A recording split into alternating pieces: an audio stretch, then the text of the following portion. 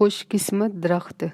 ایک بہت بڑا اور خوبصورت سے جنگل میں بہت سے درخت ہوتے ہیں۔ وہاں پر ایک بہت بڑا اور خوبصورت درخت ہوتا ہے اور اس کے ساتھ ایک بہت چھوٹا سا اور پتلا سا درخت بھی ہوتا ہے۔ چھوٹا درخت جب بھی بڑے درخت کو دیکھتا تو کہتا کہ کیا خوبصورت اور گھنا درخت ہے، کاش میں بھی اس درخت کی طرح بہت بڑا اور گھنا ہوتا، اور اس بڑے درخت کی طرح میرے اوپر بھی بہت سے پرندے آ کر بیٹھتے اور اپنے اپنے گھونسلے بناتے۔ میری بھی کیا زندگی ہے، ہوا کے ساتھ ادھر ادھر ہوتا رہتا ہوں۔ اسی طرح چھوٹا درخت ہر روز مایوس ہوتا اور اداس کھڑا رہتا، اور بڑا درخت ہنسی خوشی اپنی زندگی گزار رہا ہوتا ہے۔ ایک دن وہاں پر ایک شخص آتا ہے اور وہ بہت سے درختوں کو دیکھنے لگتا ہے۔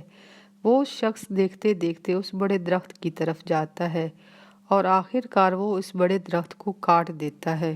یہ دیکھ کر چھوٹا درخت بہت حیران ہو جاتا ہے اور اللہ کا شکر ادا کرتا ہے کہ اس نے اسے چھوٹا اور پتلا سا بنایا تھا۔